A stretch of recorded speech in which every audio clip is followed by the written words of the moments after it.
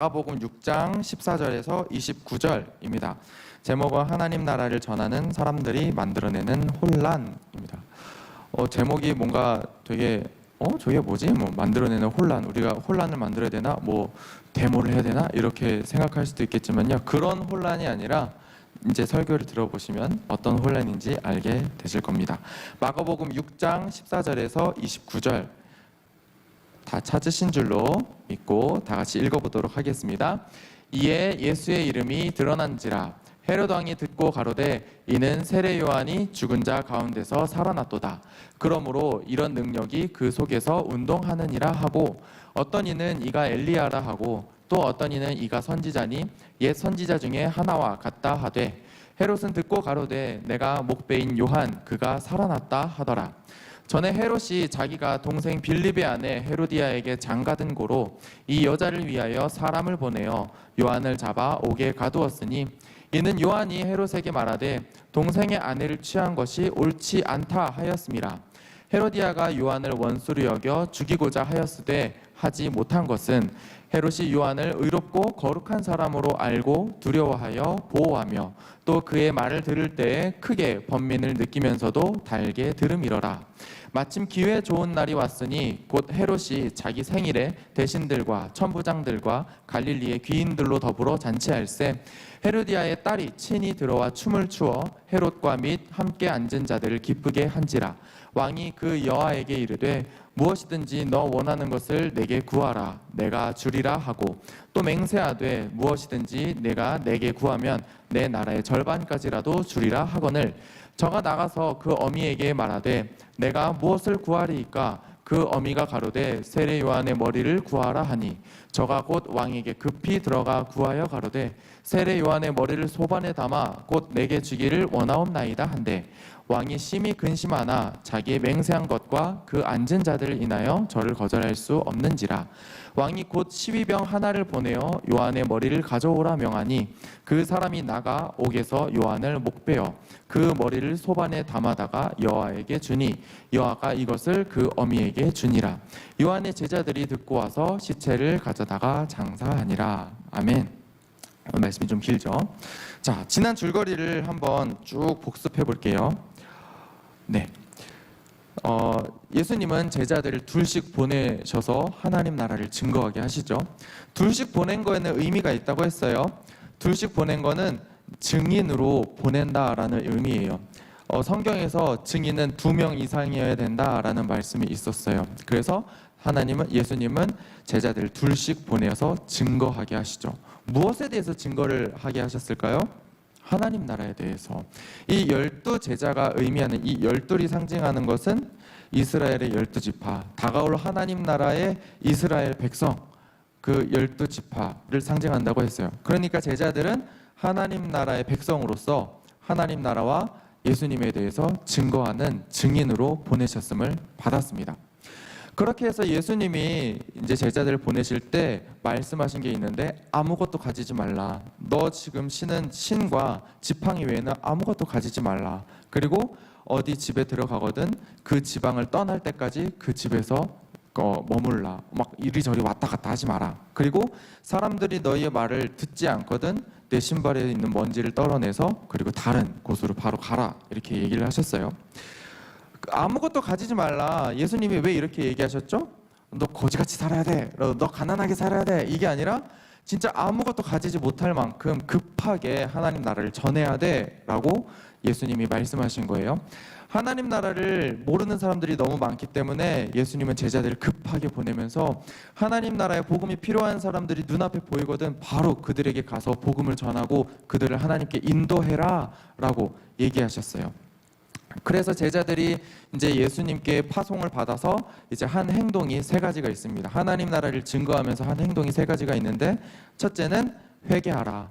너의 삶의 방향을 돌려서 하나님께로 돌아와라 였고요. 2번째는 귀신을 내어 쫓는 거였죠. 귀신에게 들려서 귀신에게 조종당하고 지배당하는 사람을 하나님께로 인도해서 그 사람을 하나님이 지배하는 사람으로 변화시키는 그 작업을 했습니다. 그리고 3번째는 치유와 회복. 일을 했어요. 하나님 나라에서 얻을 수 있는 평안과 회복을 이 땅에서 경험하게 했습니다. 그렇게 해서 제자들이 이제 예수님에 대해서, 하나님 나라에 대해서 이렇게 증거를 하게 됐죠. 그리고 그 다음에 이제 나타난 본문이 오늘 본문입니다. 이렇게 해서 14절에서 16절을 보면요, 이렇게 얘기가 돼 있어요. 이에 예수 이름이 드러난지라 헤롯 왕이 듣고 가로되 이는 세례 요한이 죽은 자 가운데서 살아났도다. 그러므로 이런 능력이 그 속에서 운동하느니라 하고, 어떤 이는 이가 엘리야라 하고, 또 어떤 이는 이가 선지자니 옛 선지자 중에 하나와 같다 하되, 헤롯은 듣고 가로되 내가 목배인 요한 그가 살아났다 하더라. 네. 예수님의 이름이 제자에 의해서 이스라엘 전국에 퍼지자 헤롯도 예수님의 소문을 듣게 됐죠. 예수님의 소문을 듣게 되니까 이 헤롯이요, 딱 느낌표를 찍으면서 이렇게 얘기했어요. 세례 요한이 살아났다. 아니, 예수님의 이름이 전파됐는데 왜 세례 요한이 살아났다라고 얘기를 했을까요? 곰곰이 생각해 보면 그럴 수도 있겠다 싶은 게, 예수님과 세례 요한이 했던 일이 비슷비슷해요. 세례 요한도 회개하라 하나님 나라가 가까이 왔다 하면서 세례를 줬고, 예수님도 회개하라 하나님 나라가 가까이 왔다 하면서 세례를 주셨어요. 그런데 정말 비교해 보면 예수님이 한 일이 세례 요한보다 훨씬 크고 더 대단했거든요. 예수님은 그렇게 말씀을 전파하실 뿐만 아니라 귀신을 내어쫓고 병든 자를 고치고 또 죽은 자까지 살리는 기적을 보이셨어요. 누가 봐도 세례 요한보다 예수님이 더 크고 더 대단한 일을 하고 계신데 왜 헤롯은 세례 요한이 되살아났을까라고 이렇게 얘기를 하는 걸까요? 그 당시에 문화에 보면은 어떤 죽은 사람이 다시 살아나면 더 큰 능력을 가지게 된다고 생각을 했나 봐요. 마치 여러분들이 반지의 제왕에서 간달프 기억나시나요? 원래 회색머리 간달프였는데 갑자기 어디서 죽었다가 다시 되살아난 듯이 돼서 머리가 하얗게 돼가지고 더 강력한 이제 사람으로 등장하잖아요. 세례 요한이 죽었다가, 그러니까 헤롯은 세례 요한을 죽였는데 분명 세례 요한이 하는 일, 그리고 그보다 더 큰 일을 하는 사람이 나타났어요. 그러니 이제 헤롯은 내가 죽인 세례 요한이 되살아났다라고 생각을 하게 된 거죠. 핵심은 헤롯이 세례 요한에게 어떤 강한 인상을 받았던 것은 확실합니다. 예수님과 헤롯은 별개의 인물인데도 예수님을 보면서 헤롯이야 라고 얘기하는 세례 요한이야 라고 얘기하는 그 헤롯은요, 분명 세례 요한에 대한 어떤 이미지가 머릿속에 각인되었을 것입니다. 하나님의 메신저로서 또 장차 올 메시아에 대해서 말하고, 또 하나님의 말씀, 진리에 대해서 선포하면서 죄에 물든 사람들을 다시 회개시켜서 하나님 나라로 돌아오게 만드는 이 세례 요한, 사람들이 다시 하나님께 돌아올 것을 외쳤던 이 세례 요한의 모습이 헤롯의 머릿속에는 아주 선명하게 각인이 되어 있었을 것입니다. 여러분도 이렇게 여러분의 머릿속에 각인되어 있는 어떤 사람 아니면 어떤 말씀, 이런 게 있나요? 저는 이거를 같이 나누고자 해요. 저는 머릿속에 아주 각인되어서 제가 심심할 때, 두려워할 때마다 꺼내보는 말씀이 있는데요, 바로 이사야 41장 10절이에요. 두려워 말라 내가 너와 함께함이니라, 놀라지 말라 나는 너의 하나님이 됨이니라, 내가 너를 굳세게 하리라, 참으로 너를 도와주리라, 참으로 나의 의로운 오른손으로 너를 붙들리라 라는 이 말씀을 어떻게 해서 머릿속에 외우게 되었냐면요, 고3 때 저는 미션 스쿨을 다녔었거든요. 이제 수능 때가 다가오니까, 지금 딱 이 상황이죠. 수능 때가 다가오니까 이 선생님들, 학교 선생님들이 과자를 막 포장을 하고 거기다가 이제 말씀을 새긴 라벨지를 이렇게 붙여가지고 각 반을 돌아다니면서 아이들에게 이제 과자를 나눠줬어요. 그렇게 해서 저한테 찰떡파이가 왔는데, 그 찰떡파이에 이제 라벨지에 이제 이사야서 41장 10절이 써 있는 거예요. 그래, 이거 좋은 말씀이다 해가지고 그거를 오려가지고 제 지갑 속에다 넣고 다닌 지가 지금은 없지만 한 5년 정도 됐던 것 같아요. 그렇게 있다가 이제 전도사님이 고등학교를 졸업하고 일본으로 넘어갔을 때, 이제 그때 목사님이 이제 말씀을 받아서 말씀 붙잡고 살아야 된다라는 설교를 하셨어요. 그래서 기도하면서 하나님, 저에게 제 인생에 내가 붙잡아야 될 말씀을 내게 주시라고 그렇게 기도를 했는데, 또 이사야서 41장 10절을 주신 거예요. 그래서 이거는 내가 기억을 안 할래야 안 할 수가 없다라고 생각하면서 이제 그걸 외우기 시작하고, 이제 두려울 때마다 다시 돌아보고 기억해내고 묵상하고 이렇게 하기 시작했어요. 여러분 안에 말씀이 있다면, 그리고 그 말씀이 여러분들 머릿속에 각인이 되어 있다면요, 그 말씀이 여러분들을 하나님께로 인도하는 도구가 될 것입니다. 여러분 머릿속에 이 각인되어 있는 하나님의 말씀이 있나요? 예지 혹시 말씀이 있어요? 갑자기 물어봐서. 없어요? 아직 없어요? 네. 여러분 하나씩, 뭐 인생에 딱 한 가지씩이라도 암송할 수 있잖아요. 여러분들이 정말 이 말씀 붙잡아야 되겠다 생각한다면 그 말씀 한번 외워보고 또 외워보고, 그래서 정말 여러분들이 필요할 때마다 꺼내서 다시 하나님을 바라볼 수 있게 만드는 그런 말씀을 여러분 머릿속에 새기는 그런 여러분이 되었으면 좋겠습니다. 그렇게 해서 헤롯은 세례 요한을 떠올리면서 예수님 보면서 세례 요한이 되살아났어 라고 이제 얘기를 하죠. 그러고 나서 17절부터 마지막까지는요, 이 헤롯이 그렇게 세례 요한을 기억할 수밖에 없는 이유가 이렇게 쭉 설명이 되는데요, 두 절씩 한번 읽어볼게요. 17절 18절인데요 전에 헤롯이 자기가 동생 빌립의 아내 헤로디아에게 장가든 고로 이 여자를 위하여 사람을 보내어 요한을 잡아 옥에 가두었으니 이는 요한이 헤롯에게 말하되 동생의 아내를 취한 것이 옳지 않다 하였음이라. 네. 세례 요한은요, 헤롯에게 동생의 아내를 취하는 것이 옳지 않습니다 라고 얘기를 했어요. 상상해 가세요. 동생의 아내를 취했어요. 이거 무슨 사람과 전쟁에 나올 만한 주제죠. 이제 이 말씀을 들으면서 생각했던 건, 헤롯이 아내가 없었나? 헤롯이 아내가 없었는데 자기 동생이 죽으니까 이제 자기 동생의 아내를 챙겨야 된다는 그 명분하에 헤롯이 헤로디아와 결혼을 한 건가? 라고 생각을 했는데요, 조사해보니까 헤롯한테는 아내가 있었어요. 게다가 이 헤로디아와 결혼을 하려고요, 자기의 아내와 이혼까지 한 상황이었어요. 그러니 정의롭지 못한 일을 한 거죠. 이스라엘을 다스리는 헤롯, 전체를 다스린 게 아니라 이스라엘 갈릴리 지역을 다스리고 있었는데요, 정말 이스라엘을 다스리는 사람은 정말 하나님의 말씀으로 서야 되는데 하나님이 하지 말라고 한 그 일을 하면서 다스린다는 거, 그거 옳지 않은 거였어요. 세례 요한이 이걸 보고 동생의 아내를 취하는 게 옳지 않다라고 얘기를 했죠. 하루 종일 그 얘기를 했을까요? 아니에요. 세례 요한도 회개하라, 하나님 나라가 가까이 왔다라고 얘기하면서 이렇게 얘기했을 거란 말이죠.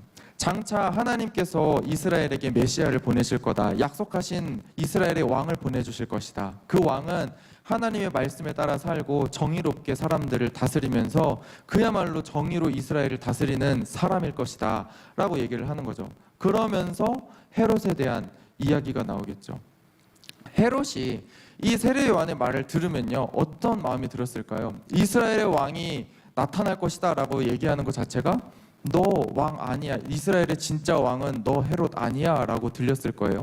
게다가 이스라엘을 정의로 다스릴 거다라는 그 말을 들으면서 자신의 마음에 뭔가 찔림이 있었겠죠. 자신의 동생의 아내와 결혼했다는 것, 그것을 아마 찔려 했을 겁니다. 왜 헤롯과 헤로디아는 그 둘이 결혼을 했어야 됐을까요? 성경이요, 이것에 대해서 자세히 얘기해 주지는 않아요. 하지만 헤롯이 헤로디아와 눈이 맞아서 그렇게 결혼을 했든, 또 빌립의 죽음 때문에 헤로디아가 이제 더 이상 자신이 누릴 것을 못 누리게 된다라는 그 두려움 때문에 헤롯과 결혼을 했든, 정치적으로 결혼을 했든, 헤롯과 헤로디아의 결혼은 어떻게든 옳지 못한 행동이었죠. 아무튼 이런 세례 요한이 헤롯과 헤로디아에 대해서 비판을 가하니까 헤롯과 헤로디아는 이제 마음이 아주 혼란스러워지기 시작합니다. 그렇게 해서 19절과 20절에 보면요, 이렇게 나와 있어요. 헤로디아가 요한을 원수로 여겨 죽이고자 하였을 때 하지 못한 것은 헤롯이 요한을 의롭고 거룩한 사람으로 알고 두려워하여 보호하며 또 그의 말을 들을 때 크게 번민을 느끼면서도 달게 들음이러라. 세례 요한의 말을 듣자 이 두 사람의 반응이 나타나기 시작하는데요, 헤로디아는 죽여라고 얘기를 하는 거죠. 헤롯한테 저 사람 좀 죽여요, 잡아 죽여라고 얘기를 하는 거예요. 그런데 헤롯은 어떻게 했냐면 그렇게 하면 안 돼라고 얘기합니다. 자신을 비판했던 세례 요한이긴 하지만요, 이 헤롯은요, 세례 요한의 말을 들으면서 막 괴로워하면서도 달게 들었대요. 한번 상상을 해볼게요. 세례 요한이 이제, 제가 헤롯이라 생각하고 세례 요한이 막 자기에 대해서 안 좋은 얘기를 했어요. 그러면 괴로워, 야 그만 말해. 하지만 뭔가 그 말이 달게 들어. 뭐 더 듣고 싶어라고 얘기한 걸까요? 뭐 약간 변태기질이 있나? 약간 싶죠. 막 쓴소리를 들으면서 괴로워하면서도 뭔가 달게 들어 하는 그 헤롯의 그 마음이 무엇이었을까? 그런 거죠. 여러분들 아무도 모르는 사람이, 그러니까 나와 아무런 관련이 없는 사람이 갑자기 나한테 와서 너 그렇게 살면 안 돼! 라고 얘기하면 뭐라고 얘기하겠어요? 뭐래? 하면서 이상한 사람 취급을 하겠죠. 그런데 세례 요한을 헤롯은 어떻게 얘기했다고요? 하나님의 사람으로 내가 인정을 하고 있었다고요. 그 사람이, 세례 요한이 의롭고 거룩한 사람인 줄을 헤롯이 알고 있었어요. 그랬기 때문에 헤롯은요, 세례 요한이 자기한테 쓴소리를 하지만 자기가 받아들여야 되는 말씀이다라고 생각을 한 거예요.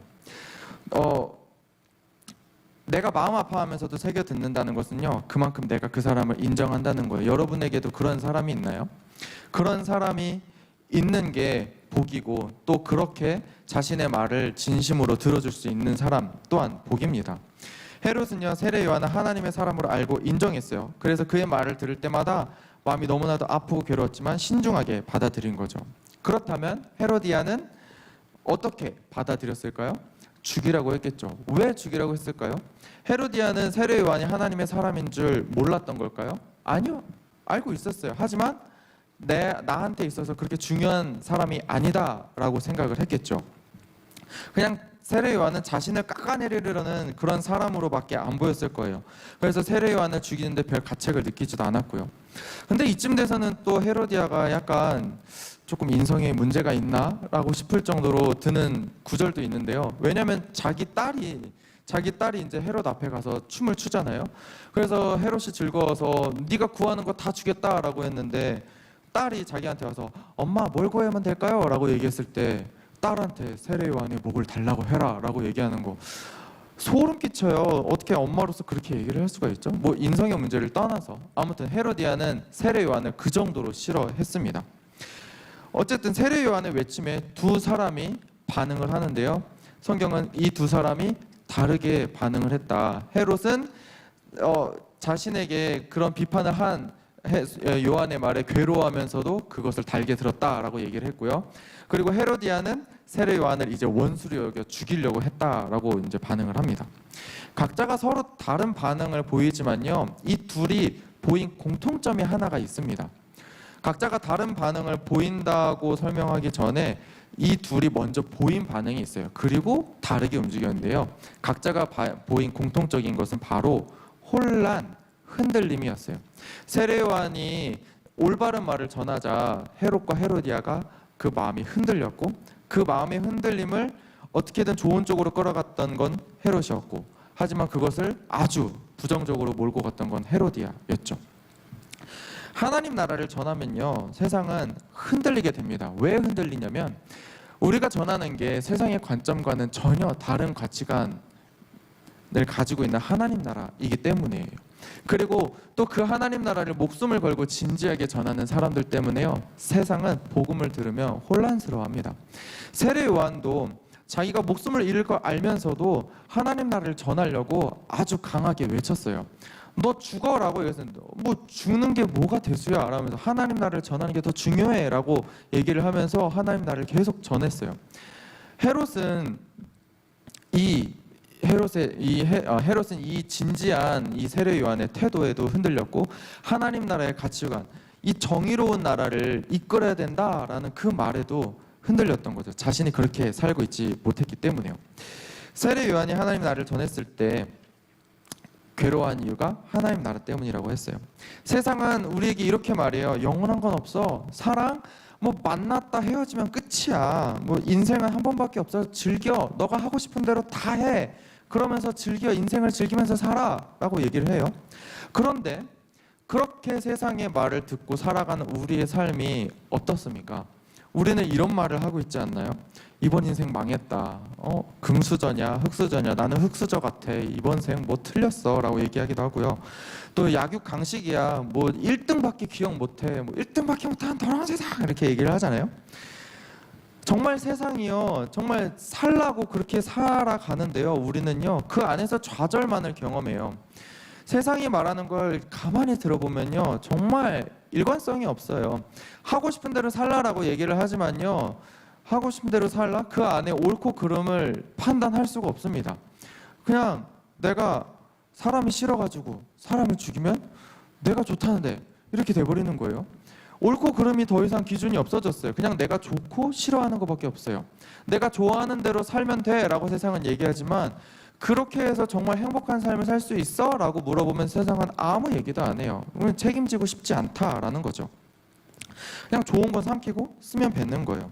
그렇게 그런 삶에 익숙해져 있는 사람들에게 우리가 진리를 전한다면, 복음을 말한다면, 절대적인 선과 악의 기준이 있어. 그리고 하나님이 우리를 사랑하시고 또 하나님이 우리를 심판하셔. 하지만 우리를 구원하셨어. 우리는 하나님 나라에 들어갈 거야 라는 얘기를 하면 사람들이 어떻게 반응할까요? 듣도 보도 못한 얘기니까 혼란스러워 하겠죠. 그야말로 혼란스러운 거예요. 사람들한테 이렇게 전도해 보신 적이 있나요? 하나님은 변함없이 우리를 사랑하십니다 라고 얘기를 했을 때요, 사람들이 어떻게 얘기하나요? 사랑이 어떻게 안 변해? 라고 얘기하는 거죠. 그리고 하나님이 있어? 라고 얘기하는 거죠. 그리고 그분은 우리를 너무나도 사랑하셔서 가장 높은 곳에서 우리와 같이 되셨고, 또 우리보다 낮은 모습이 되어서 우리가 저지른 모든 죄와 똥을 다 뒤집어 쓰고 십자가에서 죽으셨고, 그것 때문에 우리가 살게 됐어. 그래서 우리가 영원히 새 삶을 살게 됐어 라고 얘기를 해봐요. 그럼 사람들이 뭐라고 하죠? 무슨 소리야, 말도 안 돼, 무슨 이상한 소리를 하고 있어 라고 얘기를 해요.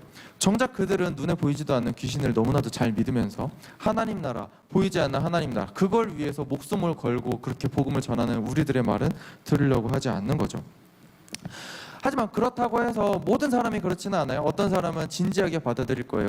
세상이 말하는 대로 살아봤다가 절망했고, 그리고 복음을 그때 들었을 때 마치 정말 인생에 이것만큼 내가 따라야 될 말씀이 없다라면서 정말 하나님 나라로 돌아오는 사람도 있을 거예요.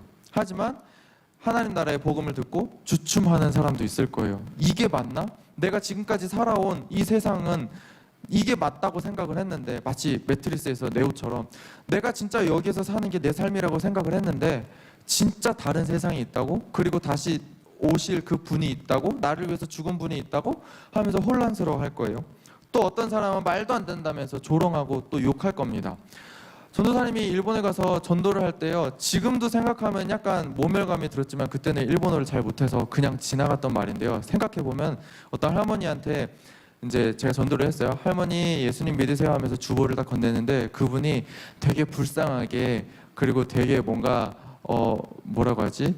뭔가 되게 인자한 미소로 저한테 이렇게 얘기하시더라고요. 아이고 불쌍하게 벌써 그런 데에 빠졌어. 돌아와. 그런 데 빠지면 좋을 거 없어. 그렇게 돌아와. 이렇게 얘기를 하는 거예요. 일본 사람은 그 특유의 그런 거 있잖아요. 칭찬하는 듯 하면서 욕하는 그런 느낌? 그런 느낌을 딱 봤는데 어떻게 반응해야 될지를 몰랐어요. 근데 저와 같이 팀이었던 그 일본에서 초등학교 교사를 하시는 그 일본인 여자분은요, 이제 분노한 거죠. 진짜 당신이 진리를 몰라서 그렇다. 당신이 교회 한 번이라도 온 적이 있느냐. 오히려 나는 당신이 불쌍하다고 막 그러면서 열분을 토하는 거예요. 그렇게 세상은요, 하나님의 복음을 들으면요 막 조롱하기도 하고요, 어떻게 막 불쌍하다라고 이렇게 반응을 하기도 해요. 사람들의 반응을 우리가 이끌어낼 수는 없어요. 왜냐하면 하나님 나라의 복음을 들으면 사람들이 다 제각각으로 반응하거든요. 그 반응을 우리가 어떻게 조종할 수는 없지만요, 우리가 해야 되는 건 그들에게 꾸준히 하나님 나라의 복음을 전해야 되는 거예요. 그들이 살아왔던 삶에 대해서, 그들이 살고 있는 이 세상에 대해서 다시 한 번이라도 이렇게 살아가는 게 정말 맞나? 라는 의심을 품을 수 있도록 하나님 나라의 복음을 전해야 되는 것이 우리의 목시자 사명입니다. 어떤 방법으로 우리는 이 하나님 나라를 전해야 될까요? 전도사님은 이 말씀을 묵상하면서 두 가지를 제안하려고 합니다. 첫째는요, 일관성 있게 끝까지 변함없이 하는 거예요. 일관성 있게 끝까지 변함없이 하는 거예요. 세상의 모든 선한 행동을요, 여기다 다 갖다 붙여도 돼요. 일관성 있게 사랑하고, 또 끝까지 헌신하고, 변함없이 겸손하고, 일관성 있게 예배드리고, 끝까지 기도하고, 또 변함없이 믿음을 지키고, 소망하고 바라보는 것. 중요한 거는요, 이 앞에 붙은 일관성 있게 끝까지 변함없이 라는 말이에요. 이 말을 두 글자로 바꾸면요, 진리예요. 진리가 뭐냐? 변하지 않는 거예요. 시대에 따라 변하는 어떤 흐름이 아니라요, 시대가 지나도 변하지 않는, 그래서 영원하다라고 말하는 그 진리를 따라서 우리도 변함없이 끝까지 일관성 있게 살아가는 게 중요합니다. 전도사님이 뜻하지 않게 하나님을 전하게 된 계기가 있는데요. 군대에서 이제 실내 점호를 하잖아요. 이렇게 추운 날에는 이제 침대에 앉아서 인원 체크를 한단 말이죠. 근데 실내 점호를 할 때마다 전도사님은 성경을 펴서 그냥 한두 장 읽고 덮었어요. 그냥 하루 종일 그냥 하루 종일 읽는 게 아니라요. 그 점호 시간에 성경 펴고 읽고 닫고 성경 펴고 읽고 닫고 이랬어요. 그랬더니 나중에 어떤 한 후임이 저한테 와가지고 어이 대단합니다 라고 얘기하는 거죠. 뭐가? 얘기했는데 성경 어떻게 그렇게 하루 그냥 매일매일 읽어요? 그래서 아니 뭐 내가 성경 한 권을 매일매일 읽는 것도 아니고 그냥 한두 장 읽는 거야 라고 그렇게 얘기를 했는데, 진짜 그렇게 변함없이 계속해서 그렇게 성경을 읽고 그렇게 대한다는 게 참 대단하다라고 얘기를 하시더라고요. 그 친구도 가톨릭에 다녔는데 제 모습을 보고 뭔가 다시 도전을 받게 됐다고 하더라고요. 의도치 않았지만 그렇게 하나님 나라를 증거할 수도 있구나라고 생각을 했어요. 이 변함없는 모습을 보면서 사람들은요 흔들립니다. 마음에 감동을 받고 감탄을 하게 돼요. 사람들은요 작심삼일이라고 해서 자신이 다짐하고 결심한 거 그렇게 오래가지 않는다는 거 알아요. 하지만 진리를 알고 진리를 닮아서 변함없이 끝까지 그렇게 사는 사람들의 행동을 보면요, 이야 저게 되는구나 라고 감탄을 해요. 쟤 사람 아니야, 이 세상 사람이 아닌 것 같아 라면서 막 흔들려요. 저렇게도 산단 말이야? 라면서 그 사람들은 하나님 나라에 사는 사람들이 어떻게 사는지를 알게 됩니다. 첫 번째는 일관성 있게 끝까지 변함없이 하는 것. 그리고 두 번째는 진지하게 또 마음과 목숨을 다해 하는 겁니다. 진지하게 사랑하시고 또 마음과 목숨을 다해서 공부하시고 또 주어진 일에 또 진지하게 성실하게 그렇게 살아가시길 바랍니다. 무엇을 하든요 마음을 다하세요. 친구를 사귀든요 뭐 연인을 사귀든 아니면 공부를 하든 무엇을 하든요 성실하게 진지하게 하세요. 누군가는요 요즘에 이렇게 진지함을 되게 요즘은 까는 세상이 됐어요. 뭐 뭔가 진지함을 나타내고자 하면요 뭐 사람들 이렇게 얘기해도 또 진지를 빠으십니다. 어르신 진지 잡수시네요. 막 이렇게 얘기하면서 막 엄청 비꼬아야 돼요. 물론 눈치 없이 유머로 얘기한 거를 그냥 안 넘어가고 이런 거에 진지할 필요는 없어요. 하지만 정말 사람들이 지지 않으려고 책임지지 않으려고 하는 것들, 그것에 대해서는 정말 진지하게 책임을 지고 나가는 여러분 되시기를 바라요. 여러분들 대학에 가면요 프로젝트라는 게 있어요. 팀을 만들어서 조별로 발표하는 게 있어요. 그러면요 꼭 이런 사람들이 있어요.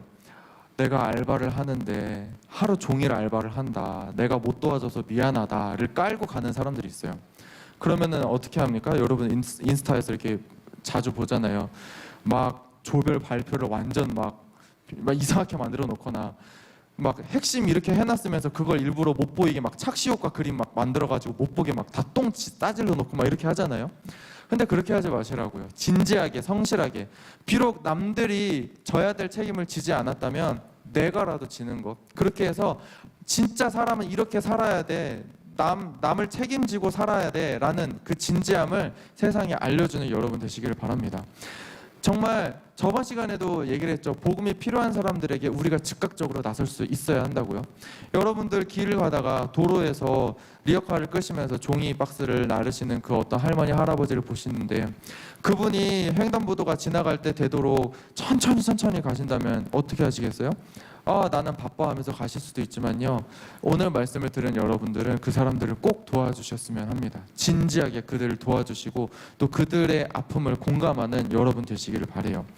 그렇게 했을 때 사람들은요 뭐 그렇게 진지하게 사냐 막 이렇게 얘기를 하겠지만요, 그 반응을 보면요 여러분들 내가 진짜 잘 살아내고 있구나 라는 걸 깨달으시면 됩니다. 변함없는 모습 또 성실한 모습에요 사람들이 반응할 거예요.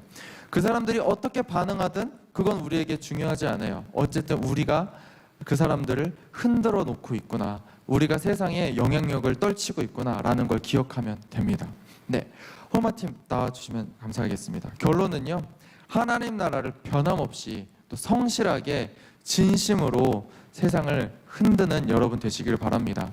세례 요한이 정말 진심으로 마음을 다해서 목숨을 다해서 변함없이 헤롯에게 외쳤고 또 헤로디아에게 외쳤듯이 우리도 그 마음, 그 자세를 본받아서요 하나님 나라를 세상에 꾸준하게 또 진지하게 전하는 여러분 되었으면 좋겠습니다. 우리가 세 가지 기도 제목을 가지고 기도할 건데요, 변함없이 신실하게 나를 사랑하시는 예수님을 더욱 알게 해달라고. 우리가 변함없이 신실하게 나를 사랑한 예수님을 알면요 그렇게 세상에 하나님의 사랑을 전하는 게 쉬워집니다. 그리고 변함없이 신실하게 하나님 나라를 전함으로 세상에 영향력을 나타나게 해달라고. 어느 때든지 내가 하나님을 전하고 그래서 세상에 영향력을 나타낼 수 있는 제가 되게 해달라고 그렇게 기도하시기 바랍니다. 그리고 복음을 접한 사람들이 하나님께 돌아올 수 있도록 성령님의 인도하심을 구하는 여러분 되었으면 좋겠습니다. 사람들의 반응은 제각각이라고 했어요. 하지만 정말 바라기는 복음을 들은 사람들마다 하나님에 대해서 알고 하나님께 나왔으면 좋겠잖아요. 그 사람들이 하나님의 복음을 듣고 하나님께 나올 수 있도록 성령님의 도우심을 구하는 여러분 되었으면 좋겠습니다.